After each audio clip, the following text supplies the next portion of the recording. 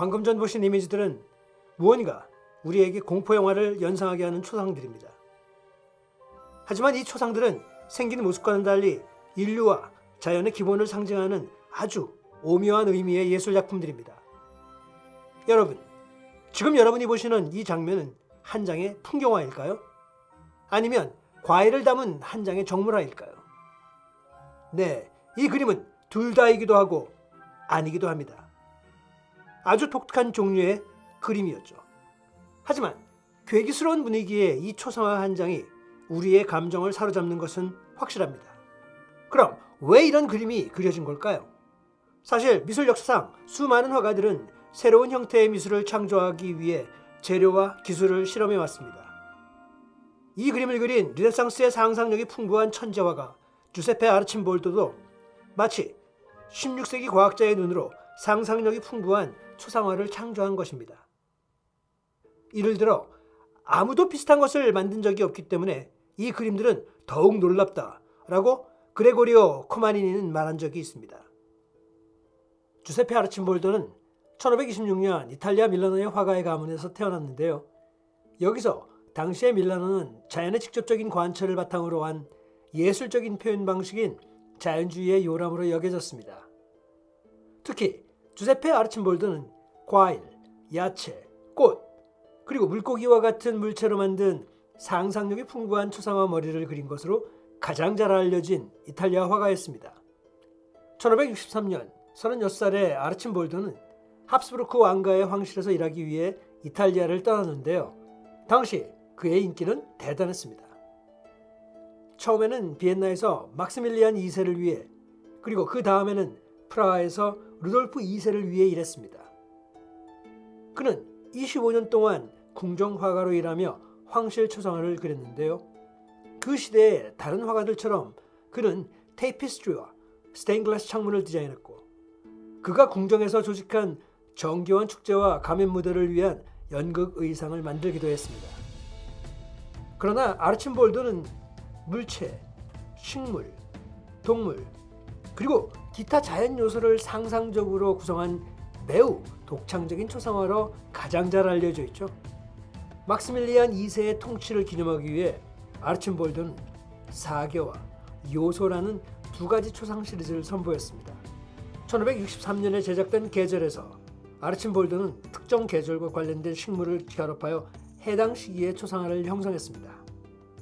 이 시리즈는 합스부르크 궁정에서 매우 인기가 있었고, 아르침볼도는 황제가 친구와 중요한 정치인에게 같은 버전을 보낼 수 있도록 이 시리즈를 여러 번 재현했습니다. 즉, 같은 계절을 여러 장 그려 신하들에게 하사했다는 것이죠. 그리고 3년 후 아르침볼도는 사원소에 관한 시리즈를 완성했습니다. 그리고 아르침볼도는 각 직업과 관련된 물건을 사용하여 사서, 법학자, 요리사, 채소 정원사 등 다양한 직업에 재치 있는 합성 초상화를 만들었습니다. 이러한 혁신적인 작품에서 아르침볼도는 인간의 형태를 만들기 위해 조화롭게 결합된 밀도 높은 디테일로 그림을 채웁니다. 그런데 아르침볼도가 왜 이런 괴상한 초상화를 그리게 된 걸까요? 그리고 어떻게 이 아이디어를 얻은 걸까요? 그것은 당시 16세기 유럽에서는 미지의 세계에 대한 탐험과 유럽을 제외한 다른 지역과의 무역을 통해 진귀한 물건들을 수집하여 보관하는 그런 독특한 문화가 있었습니다. 그러다 보니 희귀한 동식물의 덕후였던 막스밀리안 2세의 왕립 화가였던 아르침볼도도 자연스럽게 희귀한 물건들에 대한 노출이 많았었죠. 그리고 아르침볼도의 이상한 그림도 전 세계 진귀한 물건과 함께 전시가 되었습니다. 그 장소가 바로 쿤스트카머입니다. 이 내용은 정말 재미나서 다음 주에 특집 방송으로 여러분들께 쿤스트카머, 호기심의 장롱에 대하여 방송을 하도록 하겠습니다. 그러니 꼭 시청 부탁드립니다. 아무튼 아르침볼도가 막스밀리안 2세의 궁정에 도착했을 때 그는 그의 새로운 후원자인 막스밀리안 2세가 식물학과 동물학에 열정적인 관심을 갖고 있다는 것을 알게 되었습니다. 동식물에 대한 연구는 16세기 신세계, 즉 아프리카 그리고 아시아 항해의 결과로 성장했는데요. 여기서 황제의 탐험가들은 자연 연구에 대한 유럽인의 관심을 폭발적으로 일으킨 이국적인 식물과 동물들을 가지고 돌아왔습니다.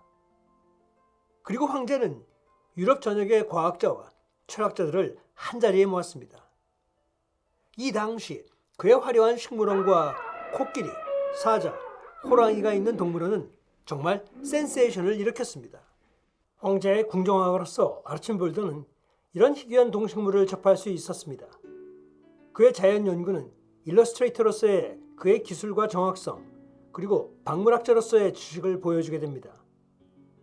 그러나 아르침볼드는 그가 관찰한 자연 표본으로 환상적인 얼굴을 만들어 단순한 동식물 일러스트레이션 그 이상을 구현했습니다. 그의 그림은 예술과 과학의 독특한 융합을 보여줄 뿐만 아니라 막시밀리안이 자신의 식물원과 동물원을 위해 구입한 식물과 동물에 대한 백과사전을 보여주게 되는 거죠. 막시밀리안은 놀랍고 흥미로운 것들의 수집품을 보관하는 특별한 장소인 쿤스트카머에 사계절과 사요소를 그린 아르침볼드의 그림을 전시했습니다. 그는 예술작품과 함께 그리스와 로마의 유물, 과학 도구, 귀중한 보석, 화석, 흥미로운 조개 껍데기를 수집하기도 했죠. 아르침볼드의 그림들도 황제의 많은 재산 중 하나였던 것입니다. 그림 하나하나를 좀 더 자세히 보겠습니다. 우선 사요소 시리즈의 이 그림은 물이라는 제목의 그림으로 60여 종 이상의 다양한 물고기와 수생동물을 결합했습니다. 정말 기발하면서도 실감나게 그렸죠. 그리고 이 그림을 한번 보시겠습니다. 사원소나 사계절의 이외에도 도서관 사서라는 제목의 이 그림이 있는데요. 궁중역사가 볼프강 라지우스의 이 초상화에서 작가는 그의 풍성한 머리카락에 펼쳐진 책을, 수염에 깃털 먼지떨이를, 눈에 열쇠를, 손가락에 책갈피를 사용했습니다. 주제와 어울리는 상징 요소들을 아주 적절히 합성하는 능력을 지닌 거죠.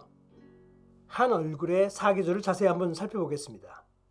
울퉁불퉁하고 옹이가 있는 나무 줄기가 인물의 머리와 가슴을 만들어 겨울을 상징합니다. 몸통에 있는 두 개의 구멍이 눈을 이루고 부러진 가지가 코 역할을 하며 이끼와 잔가지가 수염을 이루고 있습니다. 그리고 봄꽃이 이 피규어의 가슴을 장식합니다. 여름은 귀를 형성하는 체리, 머리 뒤쪽의 자두, 어깨에 두르는 집 망토로 표시됩니다. 가을의 과일이자 식물인 사과, 포도, 담쟁이가 머리 위에 있습니다. 아르침볼드는 사과 사이에 있는 가지에 벗겨진 껍질나무 아래 자신의 이름을 새겼죠. 아르침볼드스 F. 여기서 F는 facet, 라틴어로 이것을 만들었다는 뜻인데요. 이것은 아르침볼드가 1587년 합스부르크 궁정에서 밀라노로 돌아온 제단을 만든 마지막 그림 중 하나인데요. 아마도 그는 이 그림을 자신의 지난 계절 시리즈를 떠올리며 인생의 겨울에 있는 자화상으로 여겼을 것입니다. 여러분, 이 초상화가 만약에 말을 할 수 있다고 생각하면 어떨까요? 과연 우리에게 어떤 이야기를 들려줄 수 있을까요? 이제 이 작품을 집중 분석해야 하는데요. 그의 사계절을 같이 탐험해 보시죠. 우선 작가가 각 계절을 그리기 위해 그림에 포함시킨 항목을 최소한 5가지 이상 나열해 보십시오. 그리고 각 그림은 어떻게 특정 계절을 상기시켜 주나요? 다음은 이 그림들을 비교하는 게 중요합니다. 내 그림들은 어떻게 유사한가요? 그리고 그것들은 어떻게 다른가요? 우선 제 분석을 짧게 알려드린다면 공통점은 네 그림 모두 초상화이고요. 또 특이하게도 옆모습을 그렸습니다. 또한 사계절을 정확히 상징하는 식물들을 자연스럽게 배치했다는 점입니다. 그럼 다른 점은 무엇일까요? 눈에 띄는 것은 사계절의 대표적 색상이 잘 사용되었고 인물들의 헤어스타일이나 의상들도 다 다르게 표현했습니다. 그 점은 식물을 통해 사계절의 특성을 고유의 인물화를 등장시켜 각기 다른 정체성의 인물을 만들었다고 봅니다. 이제는 실제로 이런 분석을 통해 직접 아르침볼드의 괴기하지만 창의적인 작품을 만들어보죠. 그런데 여기서 한 가지 특별한 점이 있습니다. 유화로 그리는 게 아니라 콜라주 기법을 사용할 건데요. 작품들을 보시면 마치 식물들을 콜라주한 것과 같은 효과로 기법은 다르지만 최초의 콜라주가 아닐까 하는 생각이 듭니다. 먼저 필요한 재료는 골판지나 또는 합판, 아니면 캔버스 표면에 머드파즈와 같은 투명 건조글루, 그리고 붓이 필요합니다. 여기서 머드파즈 글루라는 것은 나무판 같은 표면에 물건이나 종이 등을 접착하는 데 좋고 표면 코팅 능력이 뛰어난 접착제 겸 마감 처리제입니다. 인터넷에서 그냥 머드파즈라고 검색하거나 하면 약 8,000원 정도면 구매가 가능한데요. 하지만 이게 없으면 일반 투명 목공 글루를 쓰셔도 비슷한 효과를 얻을 수 있습니다. 그 다음으로 필요한 재료는 콜라주 재료인데요. 신문, 잡지, 장식지, 스티커 같은 것들입니다. 여기서 중요한 재료는 작품 주제에 맞는 계절을 선택하고 이에 맞는 사진 자료 또는 나뭇가지, 나뭇잎, 그 계절을 연상시키는 콜라주 자료를 수집하는 게 중요합니다. 그런데 저는 가장 간단한 콜라주 이미지로 칼라 레이저 프린트를 사용하여 다양한 이미지들을 추적해서 사용했습니다.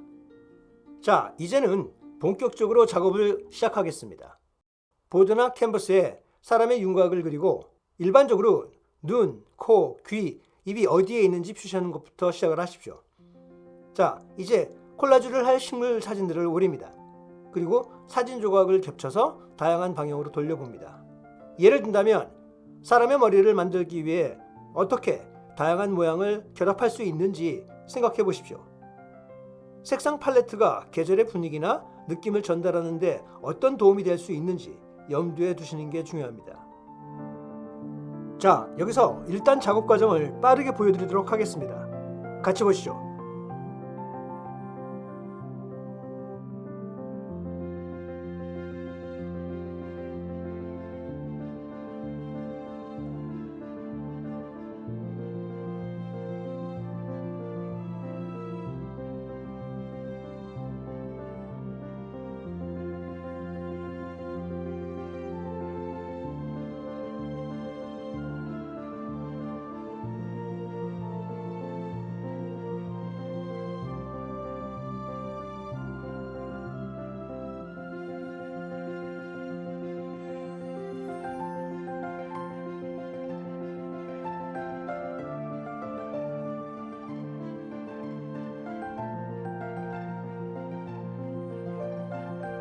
사진 조각을 배열할 때 큰 모양으로 시작하여 머리 부분을 덮은 다음 작은 조각을 사용하여 세부 사항과 얼굴 특징을 만들어냅니다. 사진들을 배열한 후에는 접착제로 붙이기 시작하는데요. 보드나 캔버스에 접착되도록 밑면에 접착제를 브러쉬로 바르세요. 그리고 작업이 끝나면 가장자리가 말리는 것을 방지하기 위해 전체 작업 위에 글로시 미디움을 얇게 바르시도록 하십시오. 자, 이렇게 멋지게 나왔는데요. 제 작품의 제목은 4개입니다. 봄, 여름, 가을, 겨울 모두를 한 얼굴에 다 담아보았습니다. 하지만 여러분들은 다른 주제로 시도해 보시는 것도 재미있을 겁니다. 직업을 표현하는 인물 하나, 각국의 음식을 나타내는 콜라주 같은 것은 어떨까요? 이렇게 창의적이면서도 멋진 작품이 나왔는데요. 중세 르네상스 시대의 화가 주세페 아르침볼도의 작품을 직접 해보시는 것을 적극 추천드리며 오늘 영상을 마칩니다. 오늘 영상이 도움이 되셨다면 구독과 좋아요 그리고 많이 공유해 주시기 바랍니다. 그럼 더 좋은 내셔널 갤러리 시리즈 영상으로 찾아뵙도록 하겠습니다. 안녕!